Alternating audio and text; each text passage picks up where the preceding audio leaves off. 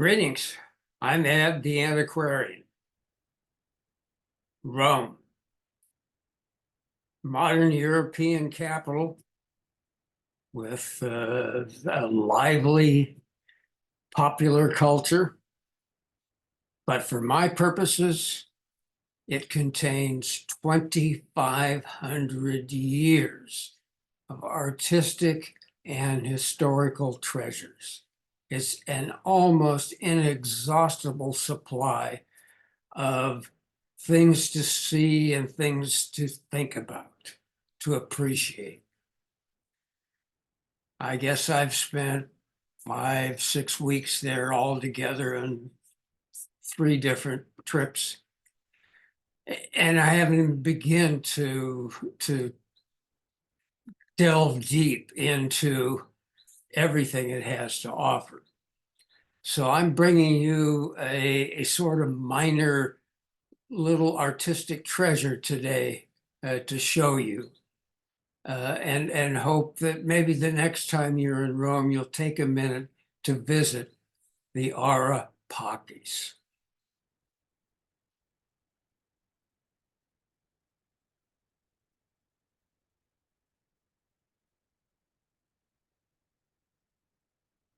And there it is in its brand new pavilion.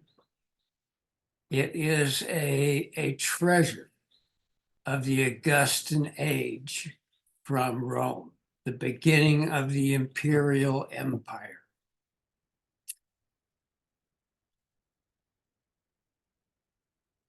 Now, Caesar Augustus was the first of the Roman emperors. He ended the civil wars that destroyed the Roman Republic. He initiated an era called the Pax Romana that was 200 years of peace and prosperity within the Mediterranean basin, within that vast Roman Empire. And when he came to write his autobiography that was inscribed in numerous places throughout the Mediterranean, you'll find this passage. When I returned to Rome from Spain and Gaul, the Senate voted to consecrate the altar of august peace in the Campus Martius, the field of Mars, on which it ordered the magistrates and priests and Vestal virgins to offer annual sacrifices. It was a sacrificial altar to commemorate peace and prosperity. Now, to give you a rough idea of where it is, here is St. Peter's in the Vatican. I include the Vatican in my idea of Rome. Here is the mausoleum of Hadrian, the Castel Sant'Angelo, across this bridge.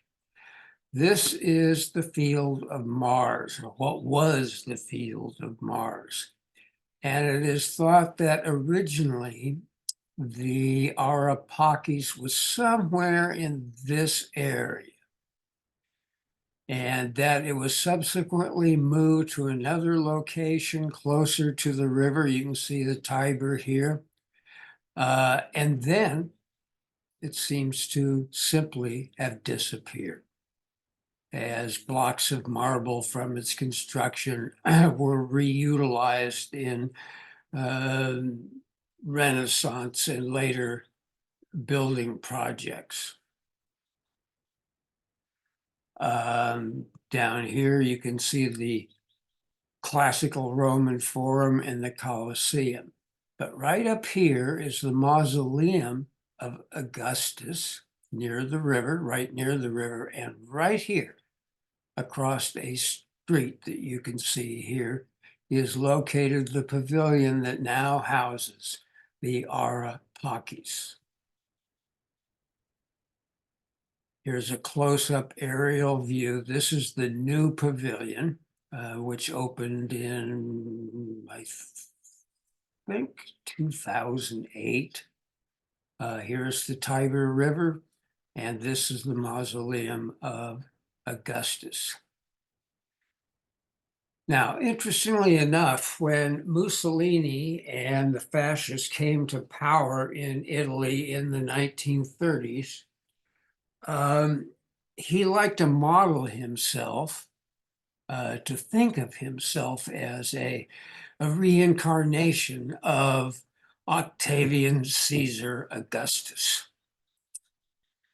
And so he ordered that the mausoleum of Augustus be rebuilt and that a pavilion be constructed here to house the parts of the Ara Pacis that had been rediscovered over the centuries. And this is that pavilion. This is the way it looked in the times that I visited the Ara Pacis and took friends to see it. But now there's a new pavilion, and I will show you that in a moment. This is a schematic of the altar. This is the altar itself right in here. These are the steps leading up to the altar, and the sacrificial animal would be placed upon the altar. The rites would be performed, and the throat cut of the sacrificial animal. The blood would then spill over the altar, which was meant to that was the holy act, if you will, of the sacrifice. Was to spill the blood, a sacrifice of life for the benefit of the Roman people. And then there's this protective screen around the altar itself, and it has panels of low relief at which the Romans excelled, some of the finest artwork produced in the Augustan age. And here it is, a photograph in its new pavilion. And you can see some of the low relief here. Some of it is fragmentary. There are pieces that are still missing from the original, but much has survived. This is the most popular piece of artwork. It shows the goddess Roma, I believe, holding presumably the twins Romulus and Remus, and this variously described as breezes, a sea breeze and a land breeze, sometimes as morning and evening.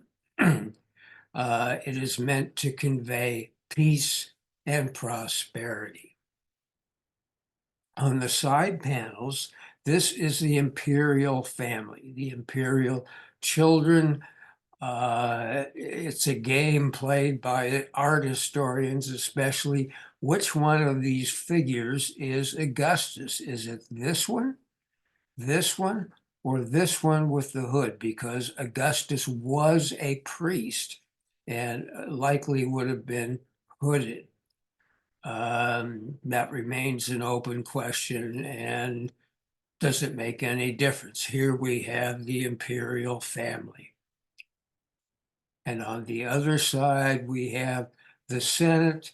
This is believed to be Agrippa, who was Augustus's right-hand man, and he too was a priest.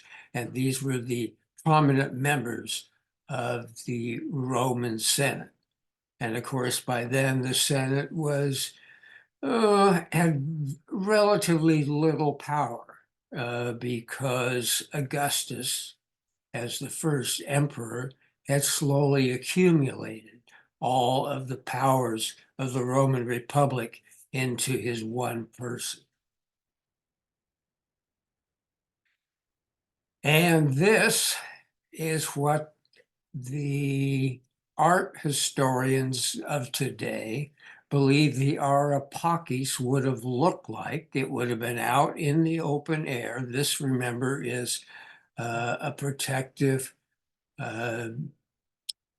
area around the altar itself, and it would have been painted according to modern art history theory, and it would have looked something like this. And this is rather tastefully done, although a lot of colorization of ancient monuments is quite garish.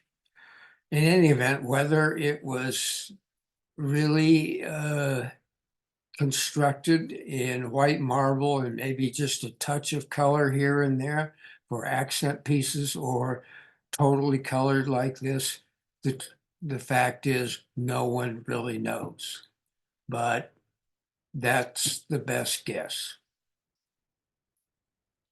And this is the pavilion, a very modernistic building constructed in the 21st century in order to house the Ara Pacis, and right across the street in this open area, which you can't see around the corner, is the mausoleum of Augustus, and right over this wall is the Tiber River. So I hope you get a chance to visit and to see the altar on your next trip to Rome. So thanks for watching. I hope you enjoyed this brief look at the Ara Pacis. Please come back in a couple of weeks and see what new videos have been posted for your lifelong learning experience. Thanks again.